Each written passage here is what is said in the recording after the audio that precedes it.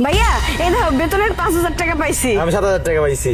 হ্যাঁ আমারও বেতনের 10,000 টাকা আমি পাইছি। আমগো ম্যাম কত ভালো, এখনো মাস পূরণ হইতে 2 দিন বাকি আছে, তার আগে টাকা দিয়ে দিছে। যাক ভালোই হয়েছে। এই যে এই টাকাটা দিয়া বাসা ভাড়া দেবো, আর এই টাকাটা দিয়ে বিদ্যুৎ বিল দেবো, আর কিছু এই যে এই টাকাটা দিয়া বাজার সদাই করানো লাগবে, খাওয়ার তো লাগবো তাই না? আর বাকি টাকাটা রাইখা দেবো, ভবিষ্যতে কোনো কামে তো লাগাতে পারবো। এই শোনো, তোমরা কি তোমাদের স্যালারি ঠিকঠাক পেয়েছো? হ্যাঁ ম্যাডাম ঠিকই তো পাইছি। আমার 10,000 টাকা বেতন আমি পাইছি, হ্যাঁ 5,000 টাকা হ্যাঁও পাইছে, আর হ্যাঁ 7,000 টাকা হ্যাঁ তো ঠিকঠাকই মতো পাইছে। আচ্ছা আচ্ছা, তোমরা কি এই মাসে কোনো ছুটি কাটিয়েছো বা কোনোদিন কোনো অ্যাবসেন্স ছিল নাকি তোমাদের? না তো ম্যাডাম, আমরা তো কোনো ছুটি টুটি কাটাই না, এবং সময় মতো আমরা ডিউটিতে চলেই। আচ্ছা ম্যাডাম, তাইলে আমরা কামে যাই এখন। দাঁড়াও, তোমরা যেও না, 1 মিনিট, আমি একটা কল করছি।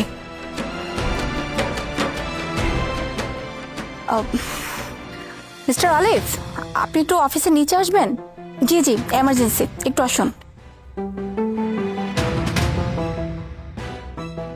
আসসালামু আলাইকুম ম্যাম, আপনি আমাকে ডাকছেন? জি। ম্যাডাম আপনি আলিফ স্যারের কেন ডাকলেন? আমরা কি কোনো ভুল টুটি করছি?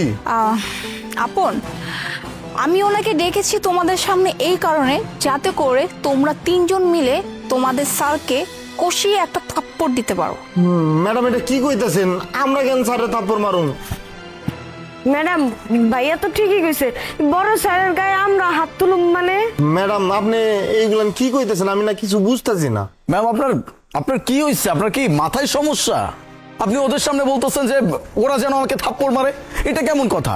আমি কি এমন করছি? মিস্টার আলিফ, আমি যেহেতু আমার অ্যাকাউন্টসের গালে 3য় শ্রেণী কর্মচারীদের এই হুকুম দিয়েছে যে তার গালে যেন কষিয়ে একটা থাপ্পড় মারে, অবশ্যই এর পিছনে কোনো রিজন আছে, তাই না? ম্যাম প্লিজ আমাকে প্লিজ বলবেন যে আমি কি এমন করছি যার জন্য আপনি বলতেছেন যে এরা আমার গায়ে হাত তুলবে? ম্যাম আপনি কিন্তু এখন রীতিমতো আমাকে অপমান করতেছেন। তাই না? মানে আপনি এখন কিছুই বুঝতে পারতেছেন না যে ম্যাডাম হঠাৎ করে এইসব উল্টাপাল্টা কথা কেন বলতেছে? কেন একজন দারোয়ানকে বলতেছে, একজন ক্লিনারকে বলতেছে আমার গালে কষিয়ে যেন থাপ্পড় মারে? মিস্টার আলিফ, আপনি বলুন তো ওদের স্যালারি কত? আমি জানি এখন আপনি কথা বলতে পারবেন না, আমি আপনাকে ক্লিয়ার করে বলে দিচ্ছি।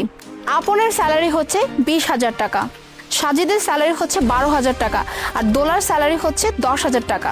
কি মিস্টার আলিফ, এখন খুব অবাক লাগতেছে তাই না যে আমি কি করে এই বিষয়টা জানলাম? অ্যাকচুয়ালি কিছুক্ষণ আগে না আমি এখান থেকে যাচ্ছিলাম, আর ঠিক তখনই ওরা স্যালারি নিয়ে কথা বলছিল যে আপন বেতন পেয়েছে 10,000 টাকা, সাজিদ পেয়েছে 7,000 টাকা, আর দোলা পেয়েছে 5,000 টাকা। তখনই না আমার জন্য কেমন একটু মনে হচ্ছে যে সামথিং ইজ রং, বিকজ ওদের বেতন তো এটা না। আপনের বেতন হচ্ছে 20,000 টাকা, সাজিদের বেতন হচ্ছে 12,000 টাকা, আর দোলার বেতন হচ্ছে 10,000 টাকা। ম্যাডাম আপনি এটা কি কইলেন? আমার বেতন 20,000 টাকা? আমি তো প্রত্যেক মাসে 10,000 টাকা বেতন পাই। স্যার আমরা গরিব মানুষ দেখে আমাকে ও টাকা মাইরা দিয়েছেন আপনি? এই যাবতে চাকরি করতেছি, এত মাস হইতেছে, 10,000 টাকার উপর তো 1 টাকাও দেন নাই আমাকে। স্যার আপনার আমি অনেক ভালো মানুষ মনে করতাম, আমার বেতন 10,000 টাকা, এতদিন আপনি আমার 5,000 টাকা দিছেন, গরিবের হক এইভাবে মাইরা খাওয়ান ঠিক না স্যার। কি মিস্টার আলিফ, এখন বুঝতে পারছেন তো যে আপনাকে কেন ওদেরকে বলছি যে আপনার গালে কষি একটা চড় লাগাতে? হ্যাঁ, আপনি এতদিন যাবৎ এতগুলা মানুষের এইভাবে স্যালারি মেরে দিচ্ছিলেন। আপনাকে আমি কতটা ট্রাস্ট করে অ্যাকাউন্টসের সব দায়িত্ব আপনাকে দিয়েছিলাম। আপনাকে আমি যখনই বলতাম যে আমাকে ডকুমেন্টস দেন, পেপারস দেখান, আপনি আমাকে পেপারস দেখাতেন না। আপনি বলতেন যে ওদের কাছে কোনো অ্যাকাউন্টস নেই, ওরা কোনো ব্যাংক অ্যাকাউন্ট খুলতেই পারেনি। ম্যাডাম স্যাররা আমরা অনেকবার কিন্তু কইছি যে আমগো ব্যাংক অ্যাকাউন্ট আছে, লোন আপনি। স্যার কইছে না না লাগবো না, তোকে এই কয়টা টাকা আবার ব্যাংকে দেবো, হাতে দেবো, সব থেকে ভালো হইব। আমরাও গরিব মানুষ, ভাবছি যে নগদ টাকা পাবো, এটি ভালো হইব, তুলনার কোনো ঝামেলা নাই। OMG, মানে আমার পিঠ পিছে আপনি এত কিছু করে বেড়াইছেন আর আমি এটা বুঝতেই পারলাম না। হ্যাঁ, মানে আপনি আমাকে এইটা বলেছেন যে ওরা অশিক্ষিত, ওরা পড়াশোনা জানে না, ম্যাডাম ওদের ব্যাংক অ্যাকাউন্টস নাই তারা দিতে পারে না। আর আমিও দেখেন কতটা সহজ সরল মনে আপনার কথাটা বিশ্বাস করে আপনাকে সব আমি ক্যাশ টাকা দিয়েছি যে ওদের স্যালারিটা আপনারা ক্যাশে দিয়ে দেবেন, আর আপনি কি না এই সুযোগের ফায়দা নিয়েছেন? বিশ্বাস করেন মিস্টার আলিফ, আজকে যদি আমার বাবা এই দেশে থাকতো না তাহলে আপনাকে যে কি করতো, কারণ আমার বাবা না আপনাকে খুব ট্রাস্ট করতো, ট্রাস্ট করে কিন্তু পুরো অফিসের অ্যাকাউন্টসের দায়িত্ব আপনার হাতে তুলে দিছে, আর আপনি কিনা এত বড় প্রতারণা ওদের সাথে করলেন, একটাবারকে চিন্তা করলেন না? ওরা বেতন পায় বা কত টাকা?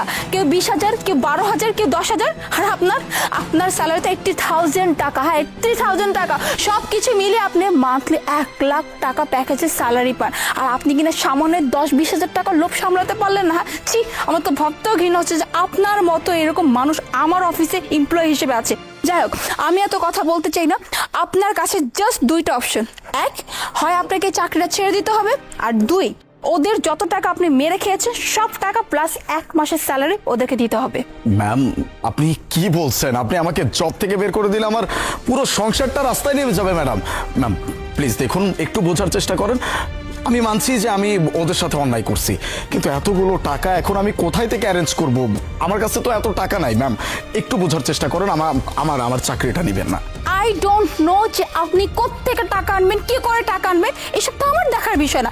ওদের যখন স্যালারি আপনি মেরে খেয়েছিলেন, আপনি কি চিন্তা করেছিলেন যে এর পরবর্তী স্টেপ কি হতে পারে? আপনি তো চিন্তা করেননি। সো আমি কেন চিন্তা করবো যে আপনি কোত্থেকে টাকা আনবেন, কি করবেন না করবেন? এত কিছু আমি শুনতে চাই না। আপনাকে জাস্ট আজকের সন্ধ্যা অবধি সময় দিলাম, ওকে? ম্যাম, সন্ধ্যার মধ্যে এত কাছাকাছি টাইমের ভিতরে আমি কিভাবে এতগুলো টাকা অ্যারেঞ্জ করব? জি, আজকে সন্ধ্যার মধ্যে ওদের প্রত্যেকের যত টাকা মেরে খেয়েছে সেই টাকা দিবেন, সাথে 1 মাসের স্যালারিও দিতে হবে। আর দেরি না করে প্লিজ যান, গিয়ে টাকার ব্যবস্থা করুন। আর হ্যাঁ, সন্ধ্যার মধ্যে আমার কেবিনের জন্য টাকাগুলো আমি ঠিকঠাক মতো পাই। ঠিক আছে ম্যাম, আমি কোনো একটা ব্যবস্থা করছি। তারপরেও আমার চাকরিটা নেবেন। আমার এই একটা চাকরির উপর আমার পুরো সংসারটা চলে। ম্যাম প্লিজ, আমি ব্যবস্থা করছি। Leave. I am really sorry. আসলে আমার উচিত ছিল এই ব্যাপারটা আগে থেকেই নজরদারি করা। আসলে কাজের প্রেশারে আমি কখনো আমি ভাবিই না যে তোমাদের ব্যাপারটা আমি একটু দেখি। আসলে আমি মিস্টার আলিফকে অনেক ট্রাস্ট করতাম। উনি যখন আমাকে বলছে যে তোমাদের ব্যাংক অ্যাকাউন্টসে আমি সবসময় ক্যাশে তোমাদের স্যালারি দিয়ে দিতাম, কিন্তু তোমরা এতটা মাস যাবত এইভাবে ঠকে গেছো, বিশ্বাস করো আমার নিজের কাছে এখন অনেক খারাপ লাগতেছে।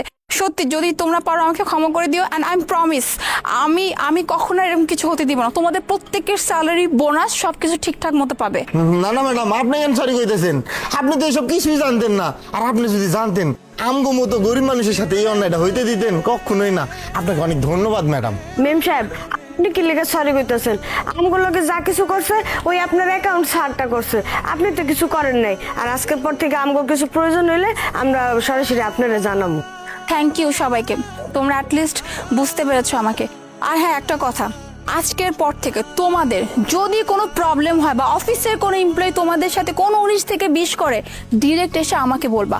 আর কারোর সাথে কথা বলতে হবে না, কারণ আজকের পর থেকে তোমাদের সাথে কোনো অন্যায় হোক সেটা আমি চাইবো না। আর আশা করি বাবা যখন আসবে, বাবা এই ব্যাপারটা নিয়ে সত্যিই খুব স্যাড হবে। যাই হোক, এখন তোমরা কাজ করো, আমি আসি। ম্যাডাম, যাও, তোমরা কাজে যাও।